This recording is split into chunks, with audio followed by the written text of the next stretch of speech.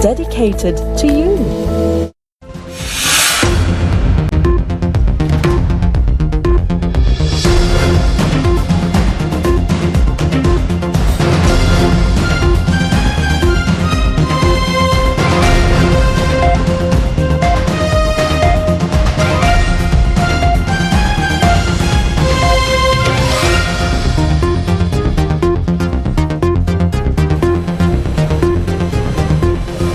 A very good evening and welcome to Primetime News on TV1.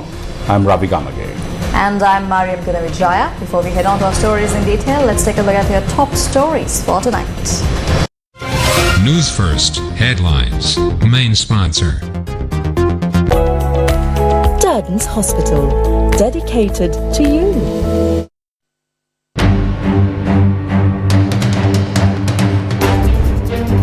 You can't bring everything under the freedom of expression. There has to be a limit. President's message to the West. Private members' bill by MP Madinagode to empower the minister in charge on deciding tenures of LG bodies requires a referendum, says the Attorney General.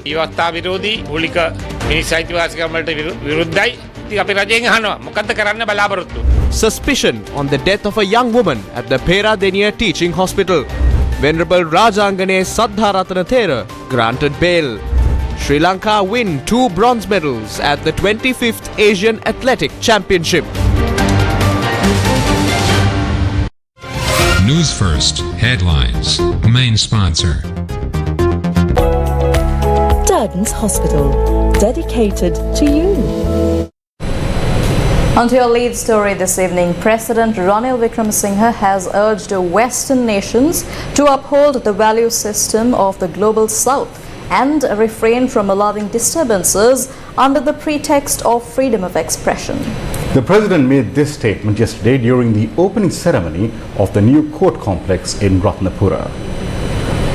The opening ceremony of the court complex that includes 7 courtrooms was attended by State Minister of Justice and Prison Affairs Anuradha Jayaratne and Chief Justice Jayanta Jayasuriya. Speaking during the event, President Ranil Wickremesinghe strongly condemned a recent incident in Sweden and urged Western nations to uphold the value system of the Global South. Towards the end of the last month, a person called Solvan Momita asked for permission to go in front of the Turkish embassy in Sweden to burn a Quran. The police refused permission. The Supreme Administrative Court gave permission, claiming it's a right of expression. They applied, police acted on the basis it on the right of worship. The Supreme Administrative Court said it is the right of expression. After the burning took place, there was a big outcry. Sweden got pressure from all the countries. We all had to deploy it, we all denounced it. Even Israel came out and said, you can't do this. Sweden, of course, said the burning of a holy text is an offensive and disrespectful act and a clear provocation. But then they said constitutionally protected right of freedom and speech, assembly, expression has to be safeguarded. Some of the Western governments said this is freedom of expression. It comes under while they deplored that, they brought it under freedom of expression. So as a result, Pakistan has now gone before the Human Rights to Geneva for the Human Rights Council and moved a motion that this is a violation of the international human rights law. That is being taken up on the 13th, the Thursday, in Geneva. Now, this is the question that is rising. We all treat this as a violation of the freedom of worship. But there is an attempt to bring this under freedom of expression. You can't bring everything under the freedom of expression. There has to be a limitation. We are all for democracy. And I, for one, am not going to fight. I am only speaking on this issue. I am not speaking on another issue about Sri Lanka, because I have accepted the fact that we have not fulfilled all our obligations according to the agreement signed between former President Mahinda Rajapaksa and the former UN Secretary General Ban Ki-moon, and that we will fulfill it. So we have decided whatever be our views, let's go ahead and fulfill our obligations. Now what we are asking the human rights in Geneva is, why are you silent? Why hasn't the commissioner made a statement? Why are you going to wait for a vote? Now this is an important issue for all of us. Now, what is the value system we are going to follow? Our judicial power and our sovereignty comes from the people. But as a member of the UN, we have to follow the Declaration of Human Rights. But then, what is the value system we follow? We have so far followed whatever has been said by the Human Rights Council in Geneva. But now a question comes, it all depends on what position will they take. Now what are we going to do? Well, let's look at what is going to take place on Thursday. If the Human Rights Council gives in to pressure and says this is a freedom of expression, then there will be a total break between most of us in the South and the Western value systems. On the other hand, if they say this is a violation of freedom of worship, then they must define the limits of freedom of expression. Are the Human Rights Council going to accept the freedom of worship and put limitations on the freedom of expression? Or are they not going to do it? Nevertheless, this is the beginning, I think, of us trying to get our own values, the values of the global South, into the Human Rights Council where it has to be respected. This was a very important issue, and since I've instructed the Foreign Ministry to go ahead and first to oppose it in Geneva, any attempt by the West to change it, to support the Pakistani resolution. As a country, we all know the Buddha said, treat every religious leader with respect. And that's all that we are asking for. So let's come to the forefront on this issue within the Commonwealth. Meanwhile, the United Nations Human Rights Council today approved a resolution against religious hatred and bigotry following the incident of the burning of the Quran in Sweden. The motion was passed with 28 countries voting for and 12 against, with 7 abstentions. Those who voted for included members of the Organization of Islamic Cooperation. The 12 nations that voted against the resolution were the United States and 11 European Union nations. Meanwhile, Secretary to the President Saman Ekanayake says that the President aims to rid the next generations of the burden to creating a harmonious nation. He made these remarks at an event held yesterday under the chairmanship of the Minister of Foreign Affairs Ali Sabri at the President's office to inform civil societies on mechanisms related to truth and reconciliation. President Ranil Wickremesinghe wants to solve this issue. He has no expectation to burden another generation to solve this issue. He says that we must solve this in our lifetime. We must halt Sri Lanka being named the wrongdoers annually in Geneva. We have been facing this issue for 10 years. We all know President Ranil Wickremesinghe took far-sighted steps to solve this issue in 2002. That ended up in him having a rocky political future, but he never stopped his sacrifice. He was of the stance that we must solve this issue together as a nation. Even today he shared the same notion. However, in solving this issue, we need the total agreement of the general public. අපිට මේ රටේ ජීවත් වෙන සෑම පුරවැසියෙකුගේම එකඟත්වය අවශ්‍යයි. On Wednesday, it was revealed that the Attorney General had informed Parliament that a referendum is required to finalise the private members' bill proposed by Government Minister Rajitha to reconvene the dissolved local government bodies. Now, views regarding this were expressed by Chief Opposition Whip Lakshman Kiriella at a press briefing held on Wednesday. The Attorney General says that with the proposed amendment, the period of local government institutions would be extended and it would allow a postponement of elections. Moreover, representatives of local government bodies that have exceeded their tenure can remain in power without a mandate from the people. He also said that this bill will affect the people's ability to exercise their democratic right to vote. This is unconstitutional and it is against basic human rights. What is the government's plan? The bill was presented to Parliament. Some have gone to court. Are we letting go of all of these? Or are we going for a referendum? The government must clarify this. A census on housing and population is to be conducted in September. There are funds for this. They cannot say there is no money. Gazette කරලා තියෙනවා මම හිතන්නේ සෙප්තැම්බර් මාසෙද කොහෙද ඉතින් මෙවට පැහැදිලිව මුදල් තියෙනවා මුදල් නැහැ කියන තර්කයේ දැන් ඉදිරිපත් කරන්න බෑ. Meanwhile, Rohana Hediarachi, the executive director of PAFRIL, filed a petition before the Supreme Court today pleading for a ruling that the private members' bill of MP Jayantha is against the constitution. The petition points out that it has been proposed to recall the disbanded local government bodies by the resolution and transfer the authority to determine the tenure of office to the minister in charge. It states that the voting rights of the people are being violated by transferring the power of extending tenures to the minister in charge. Over the past weeks, News First brought to your attention a multitude of difficulties and issues faced by Sri Lanka's health sector. Malfunctioning CT scan machines, anesthetic drugs and eye drops causing complications in patients are chief among them. Now, we also highlighted irregularities in the regulatory process of medicine. Have these been resolved, at least now? News First received information of yet another suspicious death from the Peradeniya Teaching Hospital today. 21-year-old Chamodini Sandipani was admitted to the Katapitiya Regional Hospital on Monday due to symptoms of diarrhea. She was transferred to the Peradeniya Teaching Hospital on Tuesday morning.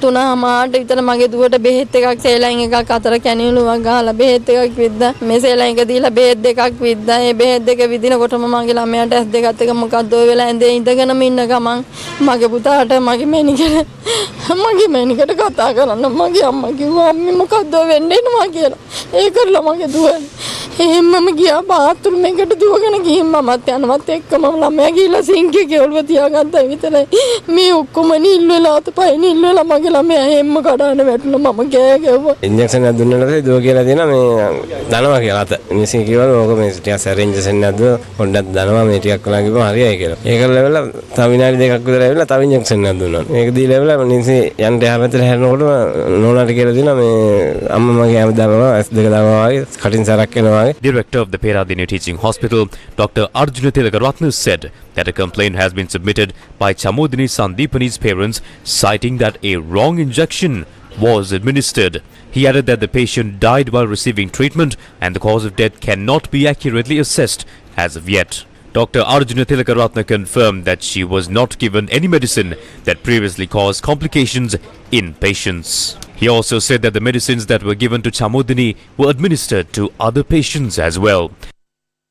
Meanwhile, 2 women died after being given the anesthetic drug bupivacaine at the Peradeniya Teaching Hospital, and it was later revealed that one of the components of the drug was missing. The drug has been removed from use as of now. Health service is a complex subject. The general public might not be able to comprehend it easily, but the health sector plays the key role in securing valuable lives. Shouldn't a comprehensive, impartial and scientific investigation be carried out into these incidents? Sri Lanka's only regulatory body for medicinal products, the National Medicines Regulatory Authority, has drawn heavy scrutiny in recent days over the conduct of its officials. Trade unions have leveled allegations against officials of the NMRA for engaging on a tour last Saturday sponsored by pharmaceutical company. Following this revelation, the National Medicines Regulatory Authority spoke to the media alongside the Minister of Health, Keliya Rambukwella, yesterday. There are reports in the media that the administration of the National Medicines Regulatory Authority had gone on a trip. This was organized by the Employee Welfare Society of the authority. I feel that this was used as an opportunity to vilify us. Our administration shared the expenses with the family members of the officers who went on that trip. There are, however, different versions of this, and I believe that is because we are the NMRA. They allege that we have received funds from different organizations. Trade unions responded to these statements once again. On the 18th of June 2023, the chairman of the Welfare Society had sent a WhatsApp message to all the members. It read, "We expect to provide you with food, accommodation and transport free of charge." But in the media briefing, they said they incurred the expenses and that the Welfare Society did this. This Welfare Society is just one part of this authority. It is the same officers who are in it. If you visit their official Facebook page, you would notice that names of agents representing various pharma companies have been mentioned and thanked. They cannot act like this. If the NMRA of the country says that they receive funds from pharma corporations and those are used for their entertainment, what can we do? This problem is now in the hands of the people. When we look further, we see that this is done every day. Funerals, almsgivings and all these are sponsored by pharmaceutical companies. Why do these organizations sponsor the NMRA? We request that the NMRA reveal who the chairman of this is. We will not reveal it. Who is the chairman of this welfare society? The felling of a crudia zelana tree a critically endangered species has sparked a wide discourse in the country. Yesterday, Minister Bandulugunawada revealed the tree was cut down based on cabinet approval. But the Centre for Environmental Justice points out that neither the minister nor the cabinet is legally empowered to authorize such a removal. The crudia zelana tree in Daralu Gampaha was suddenly cut down on Monday. But there are still no details of where the bark or many branches of the tree were transported to. Locals say many parts of the tree were covered by mounds of earth. Chairman of the Organisation to Protect Relics, Venerable Udasgiriye Samithathera, arrived at the location today to find parts of the ill-fated tree. It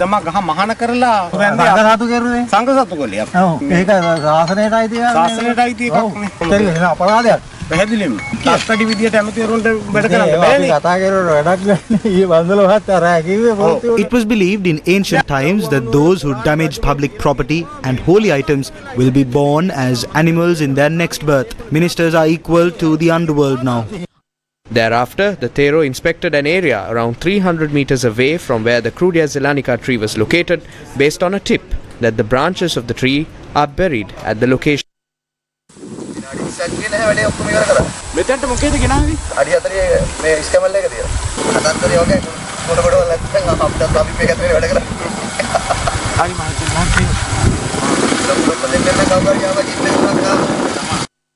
Issuing a statement, the Centre for Environmental Justice says that Minister Bandulugunawada, who gave the order to remove the tree, and the entire cabinet who supported and approved it, have committed a legal offence in a way that they can be sentenced to 2 to 5 years in prison and a fine of 10,000 to 20,000 rupees. It strongly emphasises that neither a minister nor the cabinet has been authorised by the Constitution to override the law of the country under any circumstance. The Rainforest Protectors Organisation has also issued a statement denouncing the act of cutting down a tree within several hours and hiding its remnants in a ditch, calling it shameless and criminal. It calls for all officials responsible for this act to be brought before the law. Former Minister Degama also weighed in on the matter. We want to know what action the Central Environment Authority will take against the RDA for violating the recommendations on the Environment Assessment Report. We might see that there are disputes within the organisation. It is not the minister that appoints the chairman of the Central Environment Authority, but the president directly. There are only 5 such positions at present. That measure has been taken to ensure the independence of the Central Environment Authority within the government. The CEA is legally empowered to intervene if a government or the minister attempts to harm the environment. We will stay alert to see if that happens this time around. What power does the cabinet have to remove a tree of this nature? Simply obtaining cabinet approval while the CEA and Forest Conservation Department have been empowered is not sufficient. The cabinet is also under Sri Lanka's law. News first with the people. News First. Main sponsor. Durden's Hospital, dedicated to you. When a heart attack strikes, every minute makes the difference between life and death. With the right care and treatment at the hand of the most skilled surgeons and medical professionals. With the perfect environment for recovery. Durden's Heart Centre, dedicated to you. Welcome back. You're watching Primetime News on TV1. Moving on with more local developments.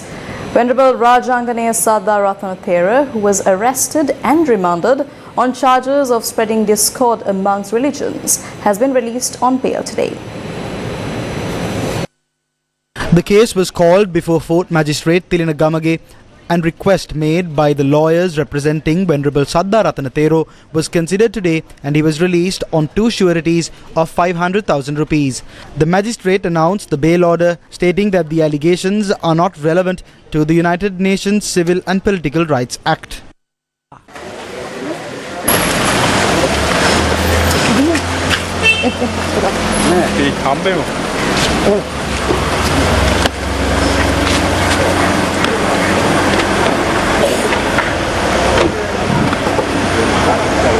me bag.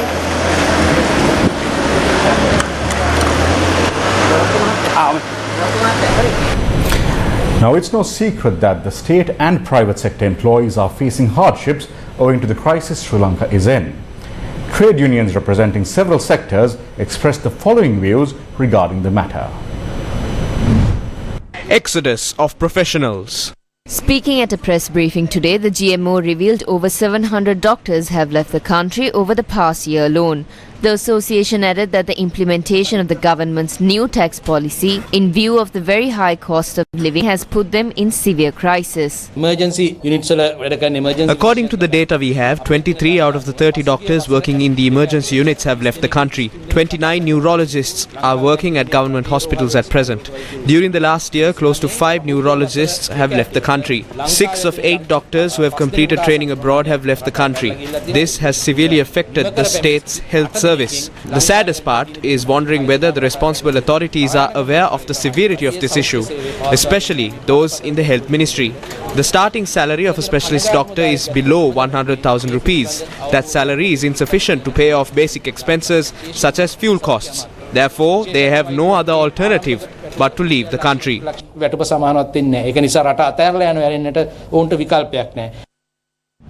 The Federation of University Teachers Association spoke to the media today and clarified facts on the matter.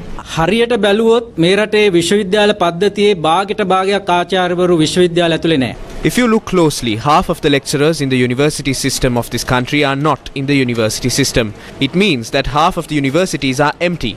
The university system is currently operating with an absence of many lecturers. The education system is facing a serious crisis. With the tax issue, lecturers have been unable to make ends meet. We discussed this matter with the President. The President told us he would provide a solution to this by June, but no professional was given any solution so far. If the education system is collapsing, the country is collapsing. This government is continuously working to show that it can lead the country using theft, fraud and corruption. In what country does the cabinet take decisions to uproot trees in the neighbor's garden? Please do not tell us fables. Solve these issues. If not, we would like to clearly tell this government to prepare for a very animated defeat. ඉතාම නිර්මාණශීලී අවසානකට සූදානම් වෙන්න කියලා. Proposed labour laws. Trade unions allege that many people have potential to lose employment due to fresh labour laws that are being proposed against the backdrop where professionals continue to leave the country owing to a plethora of reasons. They are attempting to form new laws. What are they attempting to do by bringing in the Termination of Employment Act of 1973? Until now, employers could terminate an employee only through a disciplinary inquiry. But what will happen with the amendment to the Termination of Employment Act? These employers have the ability to terminate employment without any explanation. What was the procedure before? Employee permission is required and consent is also required. The consent of the Commissioner General of Labour is required as well. If that protocol is not followed, then compensation worth 2.5 million rupees is owed to the employee.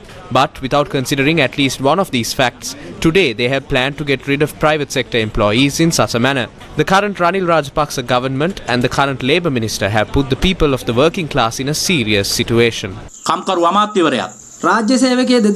When they were going to deduct the pension funds of the public employees who joined the service after 2016, and when bills were being drafted and they were going to introduce a contributory pension scheme for the IMF, there was no mention regarding a slashing of pensions of parliamentarians who are appointed for only 5 years. Then there are all the discussions and slashes in funds that are targeted towards this end.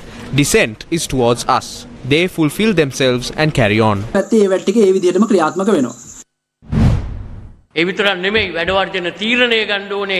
only that, the strike decision should be taken by a secret ballot. The employees will be given the opportunity to bring this issue to the point where they decide not to strike. 13 laws that have been in effect in the country are being repealed. We would like to know from the Minister of Labour, who gave you the power to abolish 13 labour laws? This is entirely pre-planned.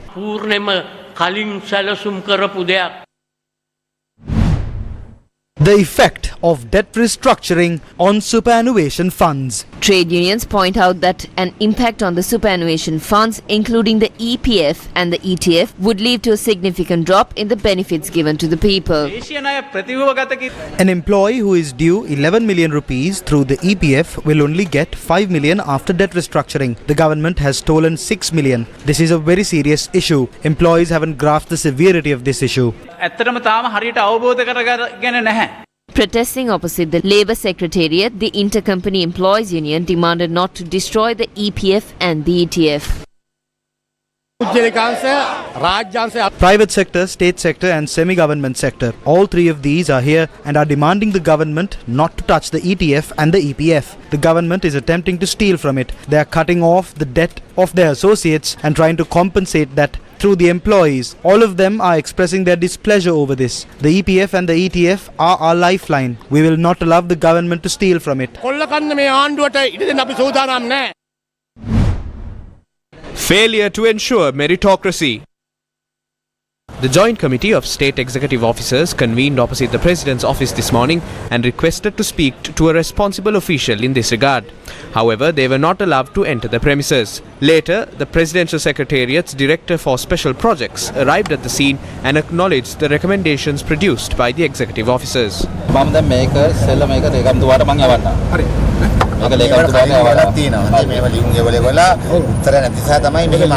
The issue is that these decisions are taken by people who have no understanding whatsoever of specialized and professional services. We would like to tell the President, not just the IMF, whatever organization is brought in to make principal changes, until the administrative mafia is gotten rid of, there is no upward journey for this nation. What we ask is to abolish the Department of Management Services, and instead of this, an independent authority must be established to make decisions based on wages and salaries. Upon the creation of this, appoint veterans of such fields to these authorities based on their suitability and qualifications. The controversial proposal, co-sponsored by the International Maritime Organization, to move the international shipping lane to the south of Sri Lanka by 15 nautical miles from Dondra Head, was withdrawn from the agenda. This was done after several governments, including Sri Lanka, India, China and Pakistan, protested against it. The 80th session of the International Maritime Organization was held in the United Kingdom from the 3rd to the 7th of July.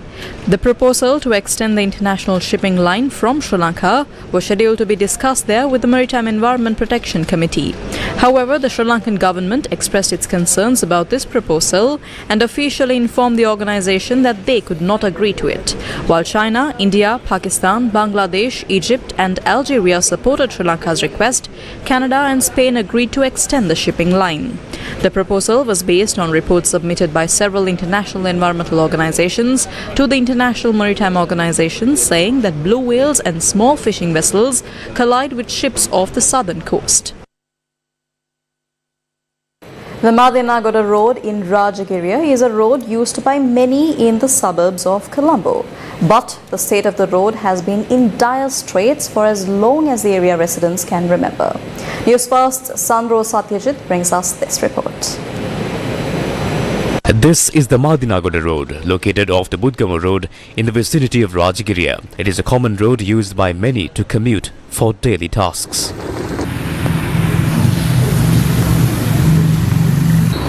Residents of the area complain that the road, which is in a decrepit state, damages vehicles and disrupts traffic flow as well. The narrow bridge that has been constructed enables busy traffic to cross over, but only operates one lane at a time. Reports say that the construction of the road has been delayed due to the lining of water pipes. News First has commenced inquiring into the reasons for the delay by the authorities to construct the road on time. Will the authorities respond to the call of the people? The Independent Commission for the Reforms of International Corporate Taxation in an open letter has urged the IMF to stop pressuring Sri Lanka to withdraw its proposal on introducing a digital service tax. The ICRICT expressed these concerns in an open letter to IMF Managing Director Kristalina Georgieva. The Independent Commission for the Reforms of International Corporate Taxation, or ICRICT, which includes 12 world-renowned economists, is co-chaired by Indian economist Jayati Ghosh and professor at the Columbia University Joseph E. Stiglitz. The letter notes, quote, "It is unacceptable that a small and distressed country such as Sri Lanka is being pushed to give up its sovereign right to introduce a tax policy, digital taxation, at a time when it is most needed, especially so before there is a ratified global agreement providing 4 alternatives," unquote. Noting that Sri Lanka is at a stage where digital services tax should be introduced, the letter highlights, quote, "Such a tax is easy to administer and could quickly raise much needed revenue, as has been found by other similar countries," unquote. The ICRICT further points out multilateral conventions have granted the space for Sri Lanka to move towards such a tax policy. It also iterates that the absence of revenues from such a tax, quote, "Sri Lanka may have to rely more on indirect taxes and energy price increases that will disproportionately fall on the poor," unquote.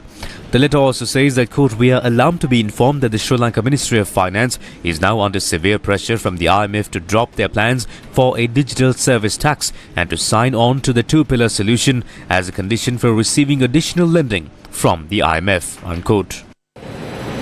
The National Languages Equality Advancement Project Symposium, which is conducted in collaboration with the Ministry of Public Administration, Home Affairs and Provincial Councils and Local Government, was held in Colombo on Tuesday. Prime Minister Dinesh Gunawardena, Michael Emblem, Director of NLEAP, Eric Walsh, the Canadian High Commissioner to Sri Lanka and Maldives, members of Parliament and many other dignitaries attended the event.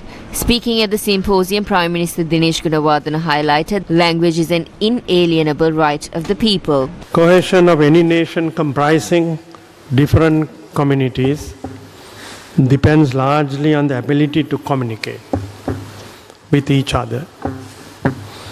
Language is also an inalienable right of the people.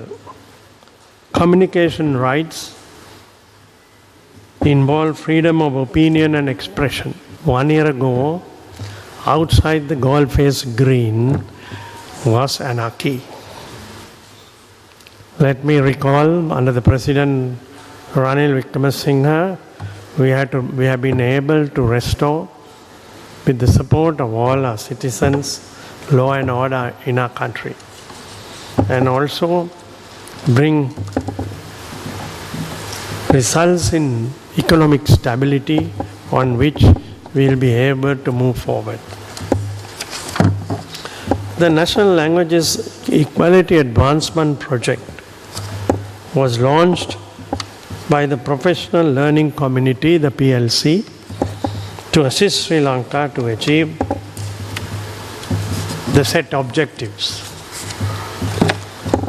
The NLEP project has served as a forum for academics, students, professional, public service, media, to focus on specific challenges relating to the multilingual nature of Sri Lanka and gender-based barriers, and to find solutions to them.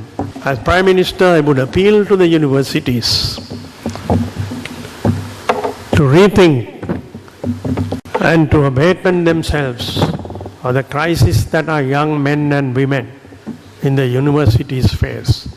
Open up for new areas, which is the necessity in university education. NLEAP is a Government of Canada supported project designed to respond to the GOSL's goal to protect and promote the language rights of all its citizens.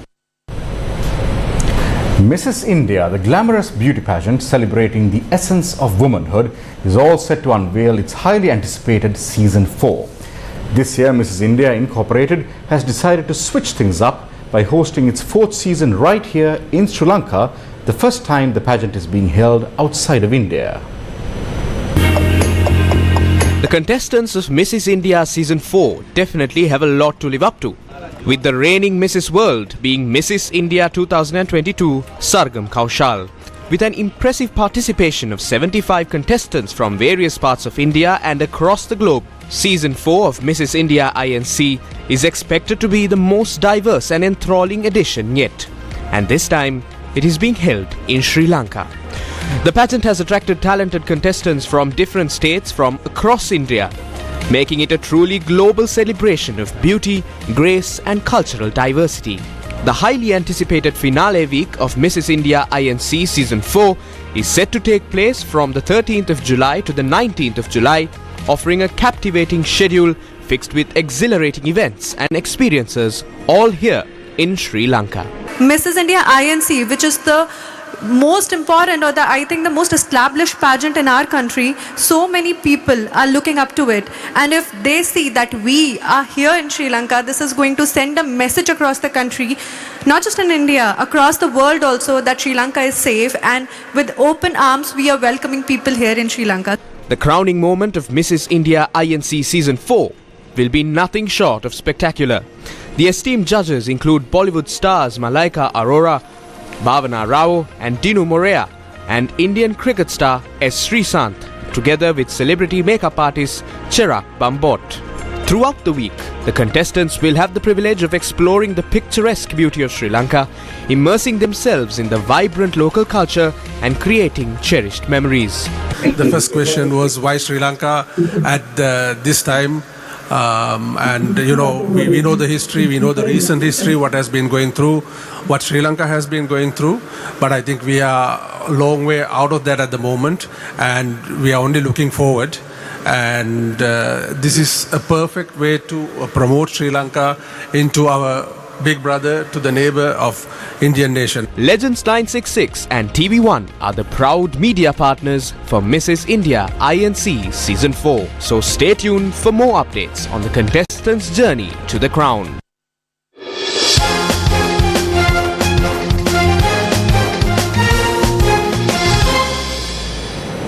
Nadisha Dilhani Lekhamge and Gayantika Ratna secured bronze medals for Sri Lanka today at the Asian Athletics Championships.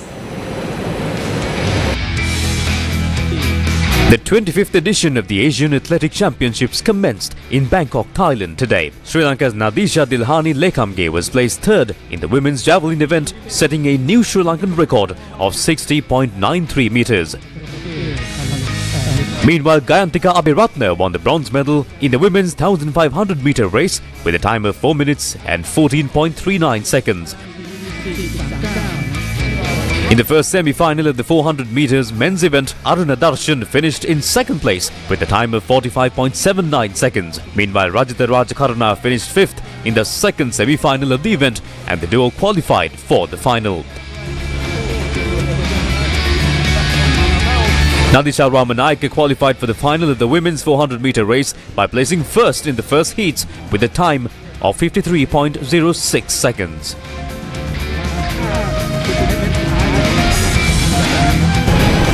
Well, that's it from the News First English desk for tonight. Thanks for joining us. I'm Ravi Gamage. And I'm Mariam Gunavichaya, but do stay tuned to News First as Face the Nation is coming up next. Good night and take care.